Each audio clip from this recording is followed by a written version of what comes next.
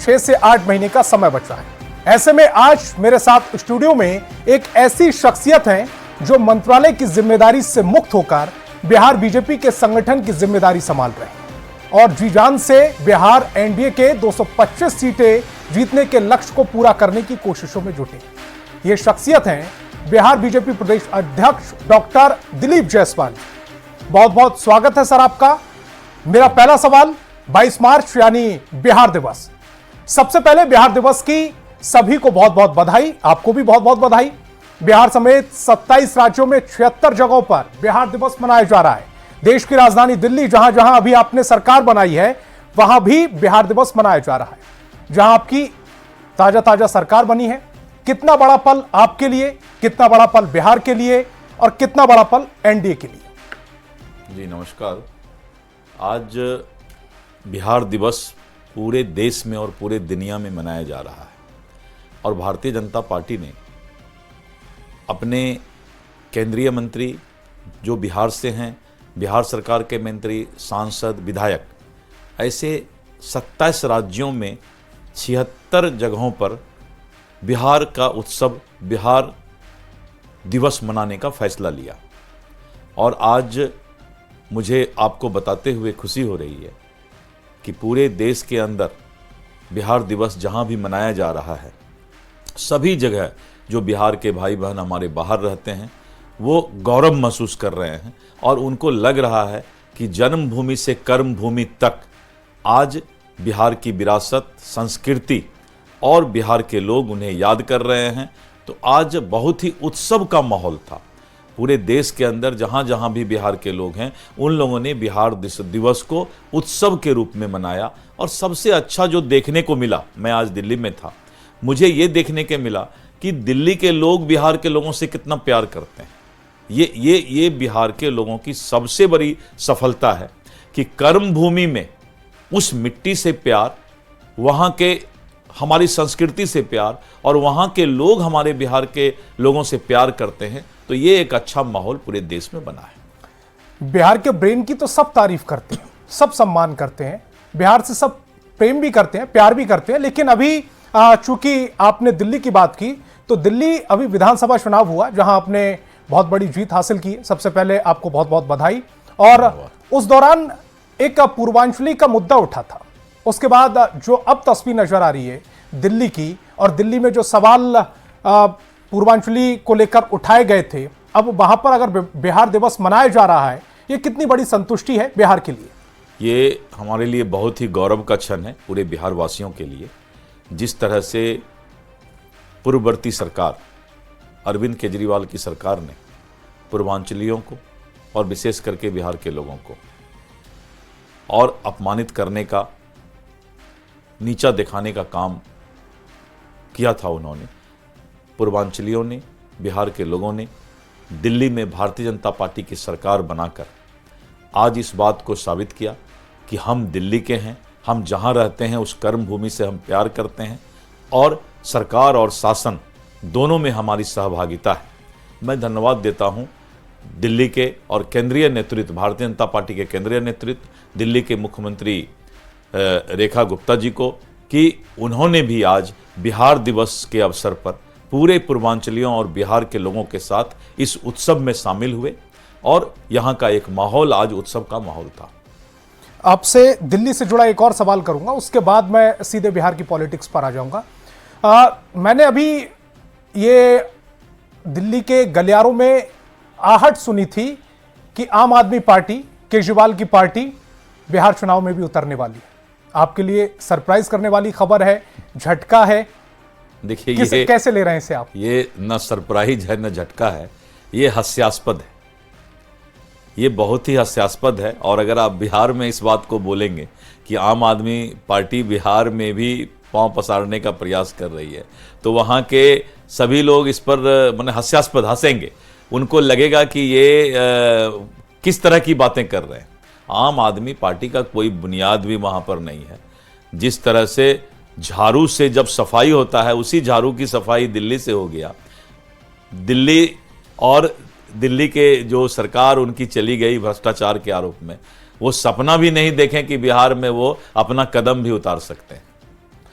अब बिहार की पॉलिटिक्स की बात करते हैं। तेजस्वी यादव बहुत छाए हुए हैं, वो कब टीका लगा रहे हैं, कब टीका पोछ के टोपी पहन ले रहे हैं, इस पर आपकी नजर बहुत है बीजेपी की खासकर। देखिए, मैं बताता हूं, ये दो तरह का चेहरा नहीं चलेगा। प्रतिपक्ष के नेता को कभी भी इस बात से उनको डरने, शर्माने, घबराने की आवश्यकता नहीं है। अगर हम सनातन हैं, अगर हम हिंदू में जन्म लिए हैं, तो हम अपने धर्म के प्रति अगर आस्था रखते हैं तो किसी मुस्लिम भाई को बुरा नहीं लगेगा। अगर मुसलमान भाई कोई अपने धर्म के प्रति आस्था रखता है तो किसी हिंदू को बुरा नहीं लगेगा। लेकिन ये लोग दो तरह का चेहरा, हाथी का दांत दिखाने का अलग, खाने का अलग होता है। तो उसी तरह ये टीका लगाते हैं जब सनातनी और मंदिर और इस तरह जाते हैं, और जब मुस्लिम भाई के कोई प्रोग्राम में जाते हैं तो टीका पोंछ कर जाते हैं। आखिर इस तरह का चेहरा रखने की क्या आवश्यकता है? क्यों अपने धर्म के प्रति जो है इस तरह की आप जो है बेईमानी कर रहे हैं? इन लोगों ने महाकुंभ के समय, जो प्रयागराज में हमारा अभी महाकुंभ हुआ, इन्हीं के पिताजी ने, प्रतिपक्ष के नेता के पिताजी ने महाकुंभ में स्नान का विरोध किया था। विरोध किया था इन लोगों ने। पूरे देश की जनता कभी इनको माफ नहीं करेगी, क्योंकि धार्मिक आस्था पर अगर आप चोट पहुंचाए हैं तो इस देश का सनातन और हिंदू इस परिवार को कभी माफ नहीं करेगा। आप कभी अपने धर्म को नीचा दिखा करके दूसरे धर्म के नजदीक जाने का प्रयास मत कीजिए। अगर अपने धर्म के प्रति आपको आस्था नहीं है, वहां पर आपको अपने धर्म के प्रति शर्म आ रहा है, तो आप कभी भी ये बात जान लीजिए कि जनता इस बात को, ये दो चेहरा को कभी पसंद नहीं करती है। इफ्तिहार अगर पार्टी जेडीयू भी करती है, हर साल करती है, अगर इफ्तिहार पार्टी वो करती है तो क्या बीजेपी के नेता उसमें नहीं जाएंगे? एकदम जाएंगे।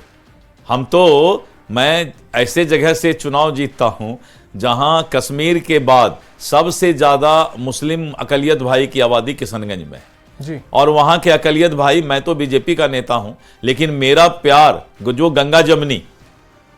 गंगा जमनी और सौहार्दपूर्ण वातावरण किशनगंज में जहां मेरा कॉन्स्टिट्यूएंसी है, तो मुझे तो कभी परहेज नहीं है।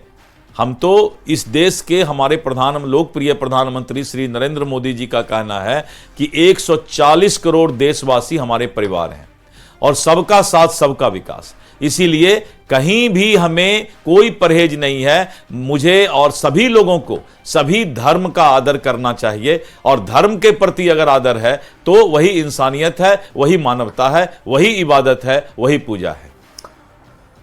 अब मेरा सवाल आपके संगठन यानी कि एनडीए से जुड़ा हुआ है। एनडीए में सब ठीक है? एनडीए में सब बहुत ही अच्छा है। तो फिर विपक्ष ये क्यों कहता है कि एनडीए में बिखराहट है? ये जो दिखाया जा रहा है, ये इलेक्शन से पहले, इलेक्शन के बाद कुछ और तस्वीर नजर आएगी। देखिए, मैं बताता हूं जी। विपक्ष मुद्दा विहीन है। विपक्ष के पास कोई मुद्दा नहीं है। विपक्ष टीवी देखकर और अखबार का न्यूज देख करके मुद्दा ढूंढता है कि कहीं कुछ गड़बड़ तो नहीं हुआ, कहीं डकैती तो नहीं हुआ, कहीं कोई गोली तो नहीं चली। तो मैं धन्यवाद देता हूं कि आपका टीवी चैनल और अखबार विपक्ष को जिंदा बचा के रखा है, नहीं तो ये मुद्दा विहीन है। और मुद्दा विहीन इसलिए है कि आप देखते होंगे कि इन्होंने पहले रोजगार का मामला उठाया। जब नीतीश कुमार जी ने 10 लाख के बदले कहा कि 12 लाख रोजगार देंगे तब हम चुनाव में आएंगे, तो फिर रोजगार के मुद्दा से भाग गए। इनके पास कोई मुद्दा ही नहीं है। इनको लार टपक रहा है मुंह से कि किसी तरह हमको सत्ता मिल जाए, लेकिन बिहार की जनता कभी भी वो काला अध्याय फिर नहीं देखना चाहती है। वो बिहार, जिस बिहार में एक आईएएस के पत्नी के साथ बलात्कार होता रहा और सरकार चुपचाप बैठी रही, वो बिहार, जिस बिहार में अपहरण होता था तो उसका फैसला मुख्यमंत्री निवास से होता था, वो बिहार, जिस बिहार में इंसान की तो बात छोड़िए, जानवर का चारा भी लोग खा गए थे, वो बिहार, जिस बिहार में लोग जमीन लेकर के रेलवे में नौकरी देने का काम करता था, बिहार, वैसा बिहार जिस जो लालटेन का जमाना था, आज नीतीश कुमार और एनडीए में बिजली का जमाना है। बिहार अब आगे बढ़ चुका है। अब कभी भी इस माया जाल में वो फंसने वाला नहीं है। विपक्ष के मुंह से लाल टपक रहा है। किसी तरह वो सत्ता की दुकानदारी को फिर से जीवित करना चाहते हैं। वो दुकानदारी थी उनकी, और हम सत्ता के माध्यम से विकास और सेवा करने का एनडीए काम करती है। तो ये हमारा सोच है। लेकिन विपक्ष भी कह रहा है और जो आंकड़े हैं वो भी ये दिखा रहे हैं, पिछले 6-7 दिन के जो आंकड़े हैं उसमें क्राइम में इजाफा तो हुआ है बिहार में। कुछ घटनाएं मैं ऐसी हुई बताता हूं कि कोई भी आंकड़ा का महत्व तब होता है जब आप उसका कंपैरेटिव आंकड़ा दीजिए। आज तक प्रतिपक्ष के नेता ने कभी यह नहीं कहा कि कंपैरेटिव आंकड़ा क्या है, क्योंकि आंकड़ा का महत्व तब होता है जब कल क्या हो रहा था, आज क्या हो रहा है, उसको आंकड़ा कहते हैं। लेकिन कभी आपने देखा है कि प्रतिपक्ष के नेता को कि 2005 के पहले, 2005 से 2010 तक, 2010 से 2015 तक अपराध का क्या फिगर था और आज क्या फिगर है? आज अपराध कम हुआ है और इस अपराध के कम होने का कारण है कि बिहार में कानून का राज है। तो इसलिए कोई भी बात अगर विपक्ष करता है तो उसको आंकड़े के साथ बात करना चाहिए। 2025 विधानसभा चुनाव में एनडीए का चेहरा नीतीश कुमार है, ये आपकी तरफ से कह दिया गया है, लेकिन विपक्ष ये कह रहा है कि चुनाव के बाद बीजेपी अपना चेहरा उतारेगी। देखिए, अब मैंने कहा ना कि विपक्ष का काम है कि किसी भी तरीके से एनडीए के अंदर बिखराव हो, वो सपना देख रहे हैं और इसीलिए इस तरह की बातें वो करते रहते हैं। लेकिन मैं दिलीप जायसवाल, प्रदेश अध्यक्ष भारतीय जनता पार्टी, आपको के माध्यम से मैं जनता को भी आश्वस्त करना चाहता हूं, एनडीए एकजुट है, एनडीए अटूट है और 2025 फिर से नीतीश हमारा जो नारा है, इस पर हम कहीं भी किसी तरह का कोई समझौता करने वाले नहीं है। लेकिन जब विपक्ष की ओर से व्यक्तिगत हमले होने लगते हैं सीएम नीतीश पर, उसको आप कैसे देख रहे हैं? देखिए, ये विपक्ष संस्कार विहीन है। जिस तरह की बातें विपक्ष कर रहा है, अभी नेशनल एंथम राष्ट्रगान के वक्त जिस तरह से बातें उन्होंने नीतीश कुमार जी पर आक्षेप लगाया, क्या इसी देश में, कश्मीर में भारत का झंडा फहर सकता था? क्या इस देश में एक ही देश के अंदर दो संविधान, दो विधान की बात नहीं होती थी क्या? इनको विपक्ष के पास इसी देश में भारत तेरे टुकड़े होंगे, इसी इंडी गठबंधन की बात है ना। इसी देश में भाषा और जाति के आधार पर क्षेत्रवाद का जहर फैलाया जा रहा है। क्या एक भारत श्रेष्ठ भारत, आज जो हम बिहार दिवस पूरे देश में मना रहे हैं, यह प्रधानमंत्री जी का सपना है, एक भारत श्रेष्ठ भारत। लेकिन आप देख रहे हैं कि यही इंडी गठबंधन के लोग आज क्षेत्रवाद पर, भाषा पर और इसमें बिखराव करके देश को बांटने का प्रयास कर रहे हैं, देश को तोड़ने का प्रयास कर रहे हैं। और ये लोग राष्ट्रगान के अपमान की बात करते हैं। भारत तेरे टुकड़े होंगे का साथ देने वाला लोग आज अगर इस तरह की बात करता है तो उसको भगवान भी कभी माफ नहीं करेगा।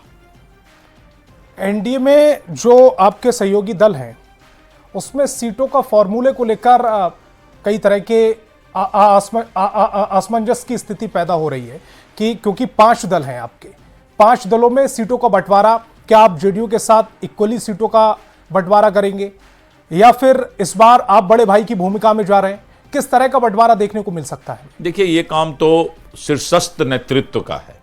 सभी दल के जो नेतृत्व हैं, शीर्षस्थ नेतृत्व और हमारे केंद्रीय नेतृत्व जो हैं, ये समय आने पर उनको बैठ करके इन सब बातों पर चर्चा होगी। लेकिन एनडीए में इस तरह का किसी तरह का विभेद नहीं है। सीटों के मामले में, सीटों के बंटवारा के मामले में किसी तरह का कोई जो है चिंता की बात नहीं है। हम सब 5 पांडव के तरह आने वाले समय में कौरव से लड़ने जा रहे हैं और ये पांडव मजबूत है। महाभारत में जीत पांडव की होगी और हम आने वाले समय में फिर से बिहार के अंदर कानून का राज लाएंगे। चिराग पासवान को लेकर तमाम तरह की सवाल उठते रहते हैं, खबरें आती रहती हैं। चिराग पासवान की इस बार भूमिका क्या रहने वाली है? क्योंकि 2020 की बात की जाती है कि उन्होंने बहुत नुकसान किया था उस समय एनडीए को। देखिए, चिराग पासवान जी एनडीए घटक के साथी हैं और चिराग पासवान जी बहुत ही सुलझे हुए व्यक्ति हैं।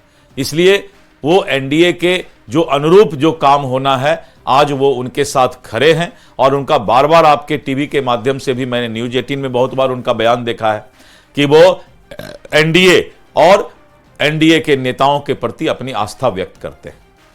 एनडीए कितनी सीटें इस बार जीतने का दावा? क्योंकि हमने देखा था लोकसभा चुनाव में आपने कहा था कि 400 पार इस बार, लेकिन उसमें बीजेपी सफल नहीं हुई थी, एनडीए सफल नहीं हुआ था।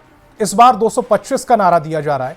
कितना आश्वस्त हो जनता? मैं एक बात बताना चाहता हूं जी 400 पार जब नारा एनडीए के द्वारा लगाया गया था लोकसभा में, जिस तरह से विदेशी एजेंसियां सोशल मीडिया का दुरुपयोग करके, यह साबित हो चुका है, जी विदेशी एजेंसियां सोशल मीडिया का दुरुपयोग करके, दुष्प्रचार फैला करके, और जिस तरह से मोदी जी के ऊपर और नरेंद्र मोदी जी को कमजोर करने का प्रयास किया था, आज देश की जनता पछतावा कर रही है।